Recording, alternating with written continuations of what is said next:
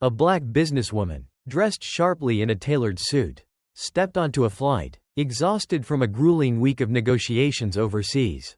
She was ready to sink into her first-class seat and finally breathe. But the moment she boarded the plane, everything changed. A flight attendant, with barely concealed disdain, refused to serve her properly, making passive-aggressive comments and ignoring her requests. Then, just 20 minutes later, an incident unfolded that would not only humiliate her but expose the deep-seated prejudice hidden in plain sight. What happened next stunned everyone on board and set off a chain reaction no one could have predicted. Stay with me, this is a story you need to hear. But before we dive in, let me know where in the world you're tuning in from today. And if stories like this matter to you, don't forget to like, share, and subscribe for more. The cabin of Flight 766 to America was alive with movement. The quiet rustle of coats being stowed and murmured conversations blending with the rhythmic hum of the engines. Eleanor Brooks sank into her seat in first class, her hands resting lightly on the armrests. She had flown many times before, but there was something about this journey that felt heavier, as though she was carrying not just her luggage but the weight of an entire history. The other passengers, mostly white, moved about with the ease of those accustomed to privilege. They did not notice Eleanor, nor did she expect them to. She had long since mastered the art of invisibility, a quiet performance of being both present and unthreatening. Her tailored blouse and soft brown slacks were carefully chosen, elegant yet subdued. She knew what it took to blend in, to occupy space without disrupting it. Across the aisle, a couple chatted in low voices, their glances occasionally flicking toward Eleanor, not overtly hostile, but curious, as though trying to place her in the hierarchy of their assumptions. Was she a professional? A wife? A token beneficiary of corporate diversity? The questions hung unspoken in the air, but Eleanor felt them all the same.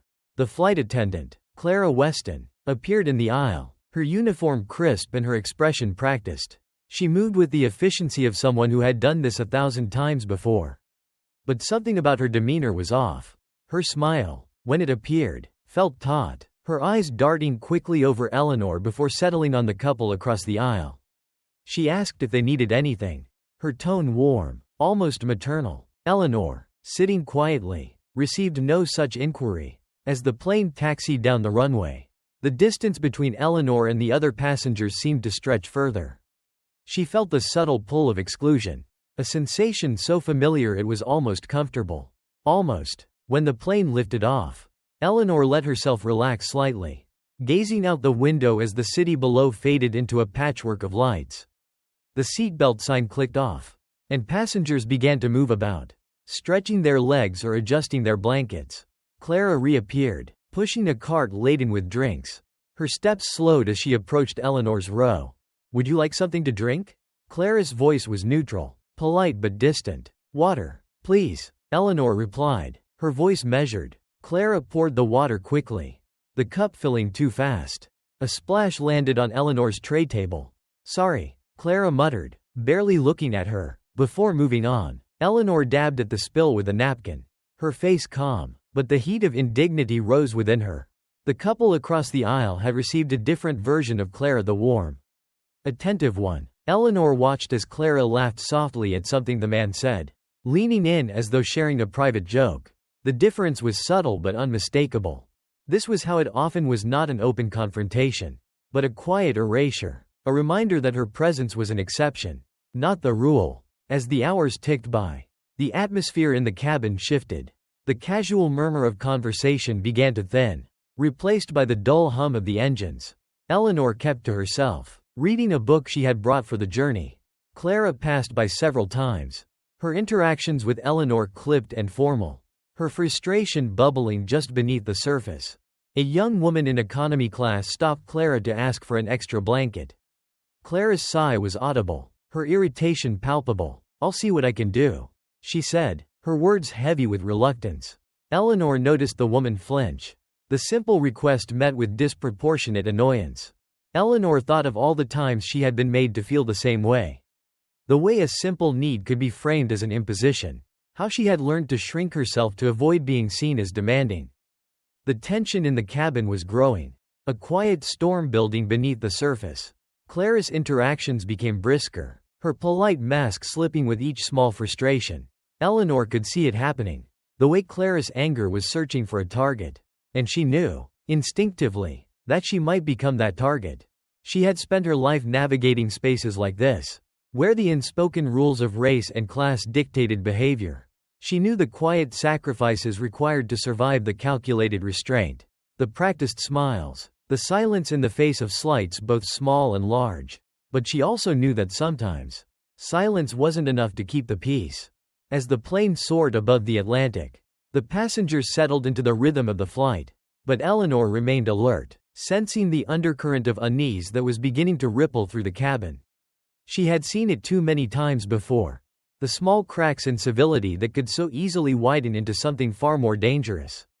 Outside the window, the stars glittered against the inky blackness of the sky. Their cold, distant beauty a stark contrast to the simmering tension inside the plane. Eleanor turned back to her book, the pages blurring slightly as her mind wandered. This flight was supposed to be like any other, a journey from one place to another. But deep down, she knew it was more than that. It was a microcosm of the world she lived in, a fragile balance of power and perception. And balance, she knew, could shift in an instant. The first hours of the flight passed in relative calm, but Eleanor Brooks could feel the shift coming. It was never abrupt, that would be too easy to confront. No, the tension of these moments always began with the smallest of things. Like a pebble rolling down a hill, its momentum imperceptible until the avalanche began. Clara Weston, the flight attendant, moved briskly up and down the aisles, her polished demeanor increasingly brittle. She had a practiced air of efficiency, but it masked something raw, a weariness perhaps, or something deeper and less forgivable. Clara's footsteps grew heavier, her smiles more forced, her interactions tinged with an edge that hadn't been there earlier. Eleanor noticed it not just in Clara's behavior toward her but toward others as well. The family a few rows back asked for juice for their child, and Clara sighed as though they had requested gold. When a middle-aged man in business attire asked for peanuts, her polite facade flickered for a moment, her jaw tightening as she retrieved the small packet. But there was something sharper in the way she glanced at Eleanor, a look that lingered just a fraction too long, as if daring her to need anything more than what had already been given. Eleanor turned her gaze back to her book. Though she wasn't reading, the cabin hummed with quiet activity, passengers adjusting their blankets, flipping through in-flight magazines, or staring at the tiny screens in front of them. It was a scene of ordinary human rhythms. But Eleanor had lived long enough to recognize the undercurrents, the way a seemingly mundane moment could carry the weight of unspoken histories. She thought of the countless times she had been in spaces like this, spaces where she was both present and unwelcome, where her every action was scrutinized, her every movement interpreted as too much or not enough. These moments weren't loud, they didn't announce themselves with fanfare or fury. They slipped into the edges of the day, so subtle they could almost be denied. But they were there, always. A slight turbulence jolted the plane, and Clara's drink cart wobbled precariously. Eleanor instinctively reached out to steady her glass of water, while Clara tightened her grip on the cart with a muttered curse. The moment passed, but not without leaving a ripple of unease in its wake. Clara's frustration seemed to bubble closer to the surface, her polite veneer now as thin as tissue paper. As the cabin settled again, a voice from the economy section called out an older woman asking for assistance with her seatbelt. Clara's head turned sharply, her lips pressing into a thin line. "One moment," she said curtly, her tone devoid of warmth. Eleanor watched as Clara walked briskly down the aisle, her posture rigid. She knew that walk, the way anger could coil tightly inside a person, spilling out in clipped movements and too harsh tones. She had seen it before in grocery stores, at restaurants, in offices. That anger, rarely acknowledged for what it truly was, always seemed to find its release in the direction of someone who couldn't or wouldn't push back. When Clara returned, she didn't look at Eleanor directly, but the air between them felt charged. It was as though Eleanor's mere presence had become an irritant, a mirror reflecting something Clara didn't want to see. Eleanor's fingers tightened around the armrest. She had learned, over a lifetime, how to hold herself in these moments, how to be quiet but unyielding, how to absorb the weight of someone else's discomfort without allowing it to crush her. But she also knew that silence could be dangerous. It could allow small acts of disrespect to grow into something larger. Something harder to contain. The couple across the aisle exchanged glances. Their whispers just loud enough to carry. Eleanor caught snippets of their conversation. Words like uppity and entitled floated through the air like ash from a slow-burning fire. They weren't looking at her. Not directly, but she felt the heat of their words all the same. Eleanor closed her book and placed it gently on her lap. She had spent years preparing for moments like this, though she wished she didn't have to. She knew that the world demanded her calm, her dignity, her restraint. Any deviation from that could be weaponized against her, turned into a justification for whatever hostility she faced. Clara returned with the cart. Her steps slower now, her eyes scanning the rows as if searching for something to focus her growing frustration on. She paused at Eleanor's row, her gaze flicking to the closed book and the still, composed figure in the seat. "Everything all right?" Clara asked, her voice laced with a cool politeness that didn't match the heat in her eyes. Eleanor met her gaze evenly. "Yes, thank you," she said, her tone calm but firm. She would not give Clara the satisfaction of seeing her rattled. Clara lingered a moment longer, her lips twitching as though she wanted to say more but couldn't quite find the words. Then she moved on, the tension between them lingering like the aftertaste of something bitter. Eleanor exhaled slowly, her fingers loosening their grip on the armrest. The plane soared high above the ocean, its engines a steady hum. But inside the cabin, the quiet cracks and civility were beginning to show. This was how it always started, not with shouts or overt acts of cruelty, but with small, seemingly inconsequential moments. A sigh too heavy, a word too sharp, a glance that lingered just a second too long. And yet, these moments carried the weight of generations, of systems and structures that had taught people like Clara how to see people like Eleanor not as equals, but as obstacles, as irritations, as less. Eleanor closed her eyes briefly, letting the hum of the engines wash over her. She wasn't sure what would come next, but she knew this: the cracks would widen. And when they did, she would be ready. She always had to be. The soft hum of the engines became the only constant as the flight crossed the expanse of the Atlantic. Inside the cabin, time seemed to stretch and fold, each hour taking on its own peculiar weight. Eleanor Brooks sat upright, her hands folded in her lap, her composure intact, but beneath the calm surface of her demeanor, she felt the quiet churn of something familiar and old, wearying tension that could not be named aloud without consequence. Clara Weston, the flight attendant, continued her rounds, the polished rhythm of her service faltering with every pass. Her movements were sharper now, her tone clipped. Passengers noticed, exchanging glances and murmurs, but no one said anything. Confrontation was not their domain. They would watch, they would whisper, but they would not intervene. Eleanor watched, too. She observed Clara's tightening jaw, her shallow breaths, the way her hands gripped the service cart just a little too hard. Clara was unraveling in small, visible ways, her frustration spilling out in sighs and small slights. Eleanor knew this performance well. She had seen it many times before. But then came the first direct challenge. It was a small thing, a drink order.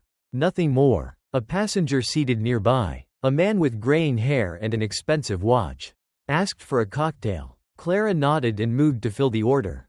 But as she did, her gaze shifted to Eleanor, as if daring her to speak, to ask for something herself. When Eleanor remained silent, Clara's expression hardened, disappointment flashing briefly across her face. Eleanor understood what was happening. Clara wanted a confrontation. She wanted Eleanor to step out of the bounds of her quiet civility, to say or do something that would justify the simmering resentment Clara could no longer conceal. Eleanor kept her eyes steady on the seat back in front of her, resisting the pull of the moment. But she felt the man across the aisle glance at her, his lips curling into a smirk. "You'd think some people could at least say thank you," he muttered, loud enough to be heard. Eleanor turned her head slightly, her gaze meeting his. She didn't speak, but her silence carried a weight that made the man shift uncomfortably in his seat. Clara returned with the drink, setting it down with a clink. The man offered her a smile, and she returned it, a genuine warmth lighting her face for the first time in hours.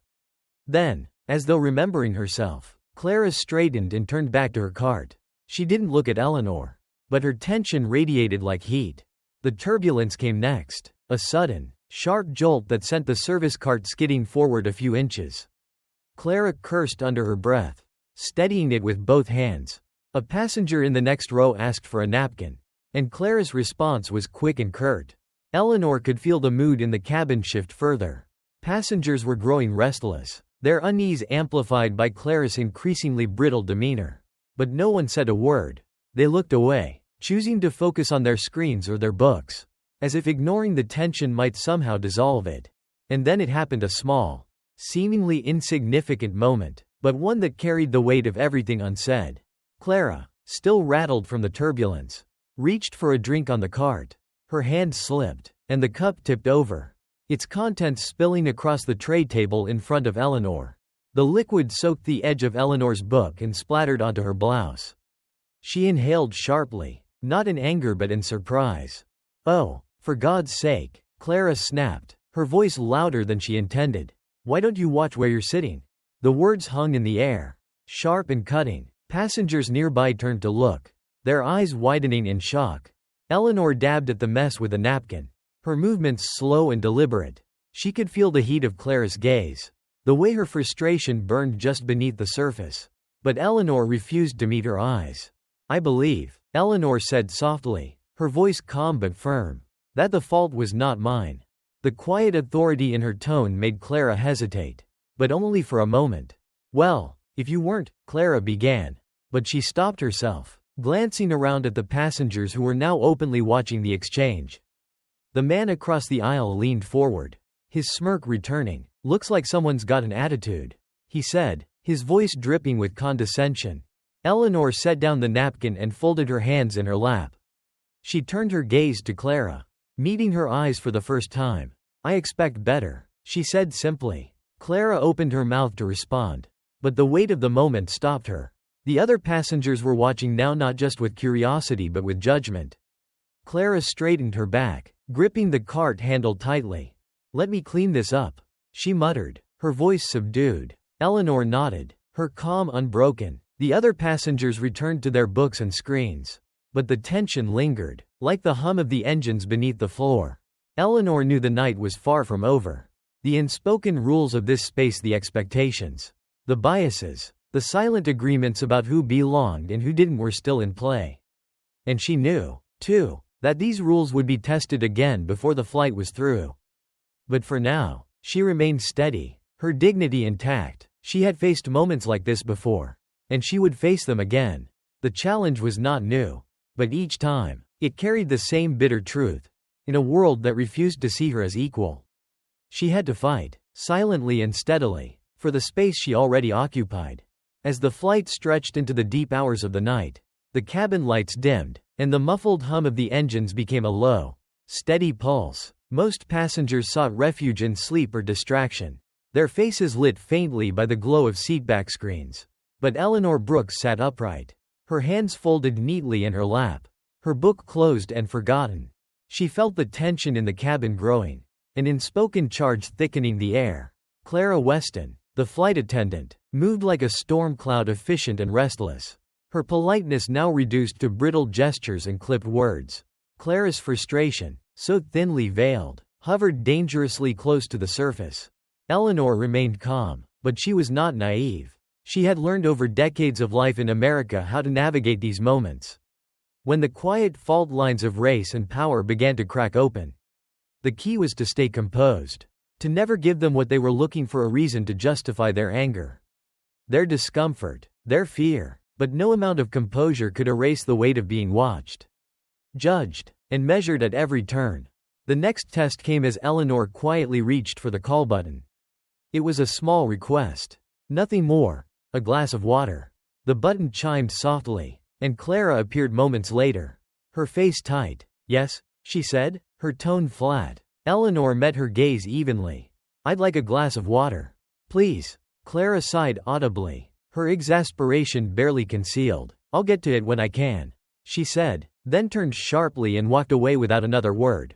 Eleanor let her hands rest in her lap, her expression calm but firm. She felt the eyes of nearby passengers on her, their glances quick but unmistakable. Some looked at Clara's retreating figure with faint disapproval, Others turned back to their screens, unwilling to involve themselves. Minutes passed. Clara did not return. Eleanor waited, her patience steady but finite. She glanced out the window at the dark expanse of the ocean below, her reflection faintly visible against the glass. In that reflection, she saw the familiar image of herself, calm, poised, self-contained, but she also saw the shadow of something deeper, a quiet anger that had no place to go. When Clara finally returned, it was with a plastic cup half filled with water, which she set down on Eleanor's tray without a word. The gesture was brisk, dismissive, and carried the unmistakable sting of something more than simple rudeness.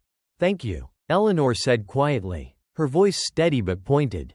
Clara did not respond. She moved on quickly, her footsteps heavy against the carpeted aisle. Eleanor took a slow sip of the water, her movements deliberate. She felt the sting of the moment, but she refused to let it show. For so many years, she had been taught that her dignity was her armor, her silence a shield, and yet, she couldn't help but wonder if that silence was a form of complicity, allowing moments like this to persist unchecked. The next test came in the form of the couple across the aisle. The man leaned toward his wife, his voice low but loud enough for Eleanor to hear. "Some people just love to make a scene," he said, his words dripping with condescension. The wife chuckled softly, glancing briefly at Eleanor before turning back to her book. Eleanor felt the words settle over her like ash, faint but suffocating. She could feel the heat rising in her chest, a slow burn that threatened to break through her carefully maintained composure. She considered saying something, turning to the man and meeting his words with her own. But she knew, deep down, that no response she gave would be heard for what it was. She would be labeled difficult, confrontational, or worse. Instead, she let the silence stretch. Heavy and unbroken, she stared straight ahead, her back straight, her expression unyielding. Let them see her strength. If nothing else. The final test came as the turbulence hit. It wasn't severe, but it was enough to jostle the cabin, causing the service cart to rattle noisily. Clara, already frazzled, gripped the handle tightly, her frustration spilling over as she barked instructions to the other attendants. "Keep it steady," she snapped, her voice sharp. When the turbulence subsided, Clara moved to secure the cart. But as she did, her foot caught on the edge of Eleanor's seat. She stumbled slightly, catching herself on the armrest. "Could you try not to block the aisle?" Clara said, her tone accusatory, as if the stumble had been Eleanor's fault. Eleanor turned her head slowly, her gaze locking with Clara's. She said nothing, but the weight of her silence was palpable. Clara seemed to realize, too late, that she had overstepped. She opened her mouth as if to say something more, but the moment stretched too long, and she closed it again, turning abruptly and walking away. Eleanor remained still, her hands resting on the armrests. She felt the tension in her shoulders, the steady drumbeat of her heart. She had done nothing wrong, she knew that. And yet, the weight of Clara's hostility, the man's muttered comments, and the complicit silence of the other passengers pressed heavily upon her. Outside, the plane soared through the night sky, steady and unyielding, but inside the cabin, the fault lines continued to widen, each crack revealing the deep, unspoken truths that so many refused to confront. Eleanor closed her eyes briefly, letting out a slow, measured breath. She knew that the worst was yet to come. It always was, but she also knew this: she would not falter. Not now, not ever. The cabin lights remained dim as the flight passed its midpoint, but the darkness outside seemed to seep inside, settling into the atmosphere. Eleanor Brooks, steady as ever, held her poise, though the weight of the evening had begun to press on her. She could feel the quiet but constant probing of invisible fingers pushing, testing, waiting for a crack to appear. The air between Eleanor and Clara Weston, the flight attendant, had grown thick with tension, though neither of them had said much since their last exchange. But it was no longer just about them. The other passengers had begun to pick sides, though not openly. Whispers carried through the cabin, glances darted back and forth, and the hum of the engines couldn't drown out the sense that everyone was bracing for something. The first sign of escalation came when Clara returned to Eleanor's row. Her movements stiff and her expression guarded. She was ostensibly there to check on everyone in first class, but her body language suggested she had come for something more. "Can I help you with anything else?" Clara asked, her voice tight. the words more challenge than courtesy. Eleanor looked up at her, meeting her gaze with the calmness she had learned to wield like armor. "No, thank you," she said evenly. Clara's eyes narrowed slightly, as if the simplicity of Eleanor's response only irritated her further. There was a flicker of something in Clara's face, a resentment that seemed disproportionate to the moment. It was as though Eleanor's refusal to react, to play into whatever narrative Clara had constructed, was itself an act of defiance. The man across the aisle, emboldened by Clara's thinly veiled hostility, leaned in again. Maybe if she smiled once in a while, he muttered, loud enough for Eleanor to hear. Eleanor turned her head slowly, her gaze landing on the man. For a brief moment, the cabin seemed to hold its breath. The man's smirk faltered, but he quickly looked away, feigning indifference. Clara, perhaps feeling the tension shift, took a step back. "If you need anything, let me know," she said curtly before turning on her heel and walking away. Eleanor exhaled slowly, the weight of the moment settling over her. She had done nothing, said nothing, yet she was the center of a storm that continued to build around her. It was the same old dance, silence turned into a weapon, dignity mistaken for arrogance, and restraint interpreted as defiance. The next crack appeared during the meal service. Clara returned with the cart, her movements brisk but uneven. She handed out trays to the passengers in Eleanor's row, her tone polite but clipped. When she reached Eleanor, there was a hesitation, a brief, almost imperceptible pause that seemed to stretch longer than it should have. "Here you go," Clara said, placing the tray in front of Eleanor with just a little too much force. The cup of water wobbled dangerously but didn't spill. "Thank you," Eleanor said softly, her tone measured. Clara didn't respond. She moved on quickly, her back stiff, but not before a passenger in the row behind muttered, "Some people just don't know their place." The words were like a needle sliding under the skin, sharp, quiet, and hard to remove. Eleanor's breath hitched, but she didn't turn around. She wouldn't give them the satisfaction of seeing her falter. The turbulence came next, as if the plane itself sensed the growing unrest inside. It wasn't severe, but it was enough to rattle the trays and make the passengers grip their armrests. Clara, already on edge, stumbled slightly as she tried to steady herself. Her service cart jolted forward, bumping against Eleanor's seat. "Watch it," Clara snapped, her voice sharper than it should have been. Eleanor looked up at her, her expression calm but unyielding. "Excuse me?" she said, her voice carrying just enough edge to remind Clara of her place. For a moment, Clara said nothing. The tension between them crackled like static electricity, drawing the attention of nearby passengers. You were leaning back too far," Clara stammered, her words fumbling as she tried to justify herself.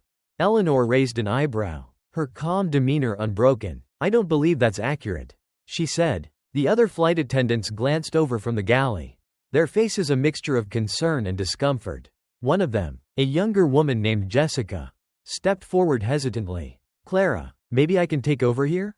Jessica offered, her tone careful. Clara hesitated, her pride warring with her better judgment. Finally, she stepped back, muttering something under her breath as she retreated to the galley. The cabin fell quiet again, but the atmosphere was charged. The passengers exchanged glances, their curiosity and unease growing with each moment. Eleanor took a sip of water, her hands steady despite the tension. She knew that this wasn't over, not by a long shot. The fault lines had widened, and the unspoken truths that underpinned them were beginning to rise to the surface. She looked out the window, the dark expanse of the ocean stretching endlessly below. She had faced moments like this before, but they never got easier. Each one left a mark, a reminder of the quiet battles she fought every day. In the galley, Clara stood with her back to the cabin, her hands gripping the edge of the counter. Jessica approached her cautiously. "Clara," Jessica said softly, "maybe you should take a break." Clara shook her head. "I'm fine," she said, though her voice betrayed her.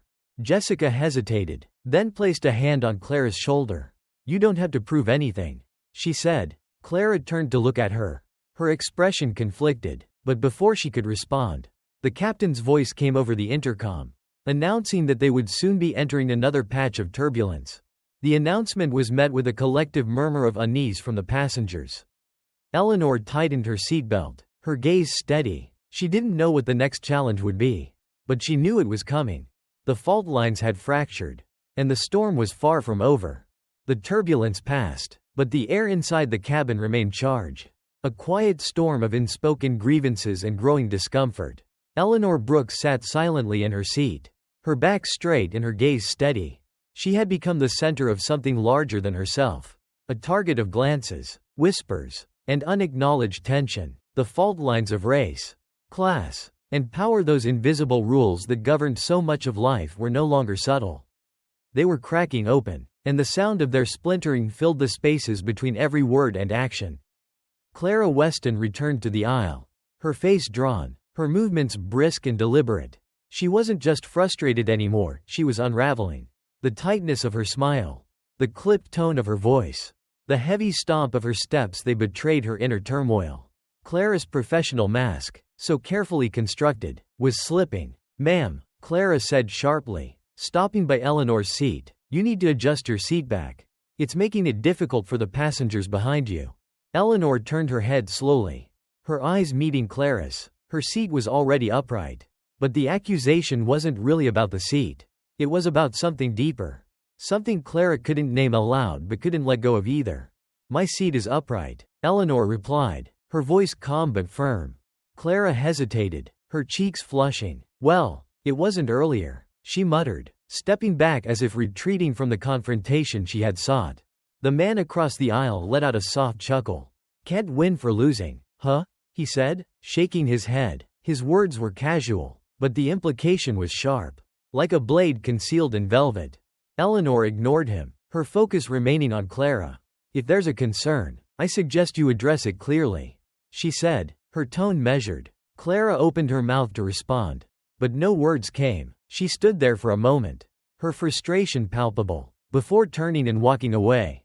The incident left a ripple of tension in its wake, and the passengers around them began to shift in their seats. Some exchanged glances, their expressions a mixture of curiosity and discomfort.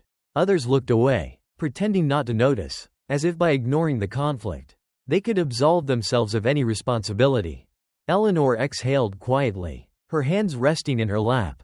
She had no desire for a confrontation, but she also knew that moments like this couldn't always be avoided. The world had a way of forcing her to confront its ugliness, no matter how much she tried to shield herself from it. The next escalation came during a routine check. Clara returned to the aisle, her voice louder now, her movements more abrupt. She stopped near Eleanor's row, her eyes scanning the passengers as if searching for a reason to reassert her authority. "You'll need to store that bag under the seat," Clara said, her gaze fixed on Eleanor. Eleanor frowned slightly. The bag in question was small, tucked neatly beside her feet and well within regulations. "It's already stored," she said, her voice calm but firm. "It's obstructing the aisle," Clara replied, her tone clipped. Eleanor looked down at the bag. It wasn't obstructing anything. She knew it, and Clara knew it too. This wasn't about the bag, it was about control. "I don't believe it's causing an obstruction," Eleanor said evenly. Clara's lips tightened. "I'm asking you to store it properly," she said, her voice rising slightly. The tension in the cabin thickened. Passengers nearby turned to watch, their curiosity tinged with discomfort. Jessica, the younger flight attendant, appeared at the edge of the scene, her face a mask of quiet concern. "Clara," Jessica said softly, stepping forward. "Maybe I can." "I've got it," Clara snapped, cutting her off. Eleanor's gaze didn't waver. "If you're asking me to move the bag, I will," she said, "but I'd like to understand the reason." Her words were calm, but they carried weight. They challenged not just Clara's authority but the very premise of her behavior. Clara's face flushed deeper, and for a moment, she seemed unsure of what to say. But then the man across the aisle interjected. "Just do what she says," he said, his tone laced with impatience. "Why make a scene?" Eleanor turned her gaze toward him, her expression unflinching. "I'm not making a scene," she said softly. "I'm asking for clarity." The man shifted in his seat, muttering something under his breath. Clara, meanwhile, seemed to lose whatever composure she had left. "This is standard procedure," Clara said, her voice tight. "If you're refusing to comply, I'll have to report this to the captain." Eleanor felt the weight of the moment pressing down on her. She knew what was happening. She knew the script Clara was trying to follow. The way she was attempting to cast Eleanor as incooperative, as disruptive. as a problem. But Eleanor refused to play the role Clara had written for her. "I'm not refusing," Eleanor said, her voice steady. "I'm complying, but I'd like to ensure the request is fair." Clara's mouth opened, then closed again. She looked around the cabin, as if searching for support, but found only the uneasy faces of passengers who had grown tired of the unfolding drama. Jessica stepped forward again, her voice quiet but firm. "Clara, maybe we should take a moment," she said. For a long moment, Clara stood there, her hands clenched at her sides. Then, without another word, she turned and walked away, disappearing into the galley. The cabin remained silent, the weight of the moment hanging heavy in the air. Eleanor took a deep breath, her hands steady on the armrests. She had endured worse than this, she reminded herself, but that didn't make it any easier. She glanced out the window. The dark expanse of the ocean stretching endlessly below. The storm inside the cabin was far from over, but Eleanor knew she would face it as she always had, with dignity, strength, and an unwavering commitment to her own humanity. The hum of the engines filled the silence, but it could not mask the fractures that had already begun to spread. The world inside the plane, like the world outside it, was a fragile thing, built on rules that were often unspoken but always enforced. And Eleanor, as she had done so many times before, was left to navigate the cracks. The hum of the engines, once steady and soothing, now felt oppressive, as though it carried the weight of every unspoken word, every lingering stare, and every quiet act of disdain that had filled the cabin. Eleanor Brooks, poised as always, sat still in her seat, her hands resting lightly on the armrests. But inside, she felt the familiar ache of exhaustion, a weariness not just of the body but of the spirit. Clara Weston had not returned since her last confrontation, and for a brief moment, Eleanor allowed herself to hope that the storm had passed. But she knew better. The kind of tension that hung in the air could not simply dissipate, it demanded a release. A breaking point. The first crack came when the man across the aisle stood abruptly, his expression tight with irritation. "Excuse me," he said loudly, addressing no one in particular but ensuring that everyone heard. "Can someone explain why this flight is taking so long to get anything done? The service is terrible." He glanced pointedly at Eleanor as he spoke, his words laced with a venom that felt all too familiar. He wasn't just frustrated with the flight, he was frustrated with her presence. Her calm, her refusal to bow under the weight of it all. Jessica, the younger flight attendant, approached quickly, her face tight with worry. "Sir, I'm sorry for any inconvenience," she said, her voice soft and conciliatory. "Inconvenience?" the man snapped. "I've been sitting here watching this situation drag on for hours. It's ridiculous. Can't you do something about it?" Jessica hesitated, glancing at Eleanor as if silently asking for permission to step in. But Eleanor didn't respond. She knew better than to involve herself in a moment like this. Any word she spoke could be twisted, used against her, turned into a weapon to justify the man's hostility. Clara reappeared then, her face pale but her eyes hard. She moved quickly to Jessica's side, her presence sharp and commanding. "What seems to be the problem?" Clara asked, her tone clipped. "The problem," the man said, pointing toward Eleanor, "is that she's been holding up this entire flight with her attitude." A gasp rippled through the nearby passengers, some turning to Eleanor with curious glances, others looking away as if unwilling to witness what they knew was about to unfold.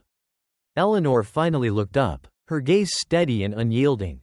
"I beg your pardon?" she said softly, her voice carrying the weight of quiet authority. The man smirked, emboldened by Clara's presence. "You heard me," he said. "You've been making a scene since we took off, demanding special treatment, slowing everything down for the rest of us." Eleanor took a deep breath, steadying herself. "I have made no such demands," she said, her tone calm but firm. "Enough," Clara interrupted, her voice rising slightly. "Let's not escalate this further." Eleanor turned to Clara, her gaze sharp. "Escalate?" she repeated. "I've done nothing but sit quietly in my seat." Clara's lips tightened, and for a moment, she seemed unsure of how to respond. But then she straightened her shoulders, her frustration spilling over. "You've been disruptive," she said, her words clipped and deliberate. "And it's affecting the other passengers." The cabin fell silent. Every passenger within earshot seemed to hold their breath, waiting to see what would happen next. Eleanor exhaled slowly, her her hands gripping the armrests. She could feel the eyes of everyone around her, the weight of their judgment pressing down like a physical force. "I see," Eleanor said finally, her voice quiet but resolute. "And what exactly have I done to warrant this accusation?" Clara hesitated, glancing at the man across the aisle as if hoping for support. But he remained silent, his smirk fading under Eleanor's unwavering gaze. Jessica stepped forward then, her voice hesitant but firm. "I think we should all take a moment to calm down," she said. "This isn't helping anyone." Clara turned on her, her frustration bubbling over. "Stay out of this," she snapped. Jessica recoiled slightly, her face flushing with embarrassment. But she didn't back down. "I'm just trying to keep things from getting worse," she said quietly. Clara's face reddened, and for a moment, it seemed as though she might lash out again. But then a voice came over the intercom, calm and authoritative. "This is the captain speaking. I've been informed of a situation in the first-class cabin. I'd like to remind everyone to remain seated and respectful. We'll be landing shortly, and I expect all passengers to behave accordingly."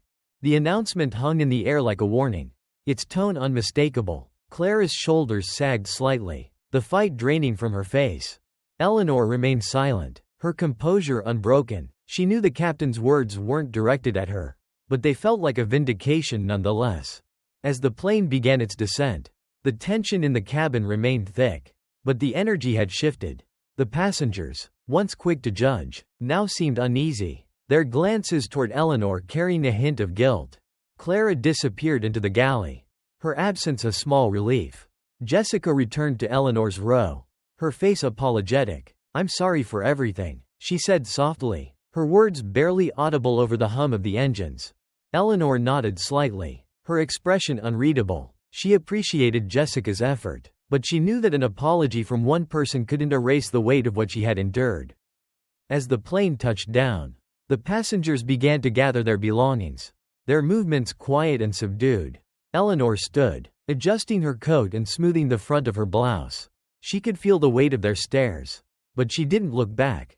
She had survived another battle, another test of her dignity and resolve. But as she stepped off the plane and into the terminal, she couldn't shake the feeling that the fight was far from over.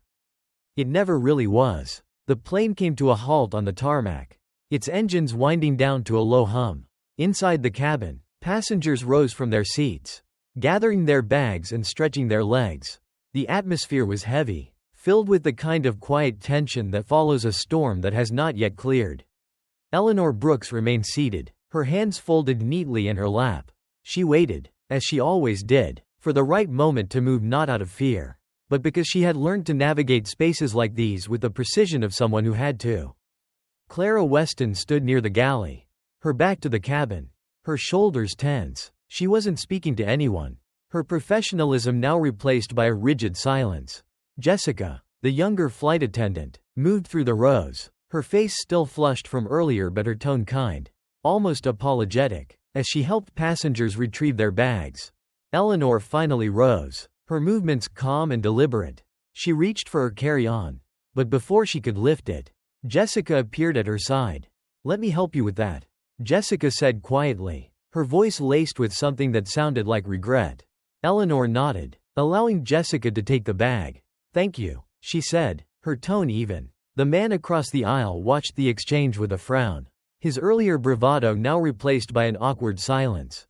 He looked away quickly when Eleanor's eyes met his discomfort palpable. The passengers began filing out, their steps hurried, their faces downcast. It was as though they couldn't wait to escape the confines of the plane, to leave behind the tension they had all contributed to but didn't want to confront.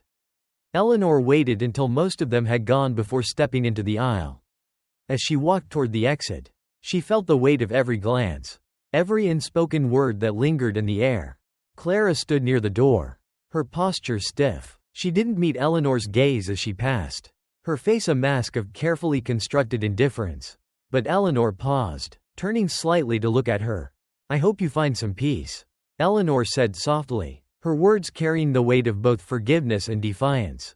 Clara flinched, her expression flickering for a moment before she nodded curtly. She said nothing, and Eleanor didn't wait for a response. As Eleanor stepped into the terminal, The bright lights and bustling crowds felt almost overwhelming after the stifling atmosphere of the plane. She adjusted her coat and moved through the throng of travelers with the quiet grace of someone who had long ago learned how to command her own space. But the flight wasn't over, not really. At the baggage claim, a small group of passengers who had been in first class stood nearby. Their conversations hushed but charged. Eleanor ignored them, focusing instead on the carousel as she waited for her suitcase to appear. One of the passengers, a woman who had sat 2 rows ahead, approached cautiously. She was older, her face lined with the kind of weariness that suggested she had seen her own share of struggles. "Excuse me," the woman said, her voice hesitant. "I just wanted to say, I'm sorry for what happened on the plane. It wasn't right." Eleanor turned to her, her expression softening slightly. "Thank you," she said simply. The woman nodded, her eyes dropping to the floor. "It's just, people don't always know how to act. And sometimes, they don't want to see what's right in front of them." Eleanor studied her for a moment, then smiled faintly. "That's true," she said, "but it doesn't mean we stop trying to show them." The woman looked up, her eyes bright with something like hope. She nodded again, then stepped back into the crowd. Eleanor's suitcase appeared, and she lifted it with ease, moving toward the exit. As she walked through the automatic doors and into the crisp evening air, she felt a sense of release. But not relief. The flight had ended. But the battle it represented, the unspoken tensions, the quiet humiliations, the endless tests of her humanity was ongoing. She had faced it with dignity, as she always did, but dignity came at a cost. And she carried that cost with her now, as she always had. Outside, the city buzzed with life, its streets alive with people rushing to wherever they thought they needed to be. Eleanor stood still for a moment, breathing in the night air. She thought of all the miles she had traveled, all the spaces she had navigated, all the storms she had weathered. And then, with her head held high, she stepped forward into the night, ready to face whatever came next. For Eleanor Brooks, the fight was never really over, but neither was her resolve.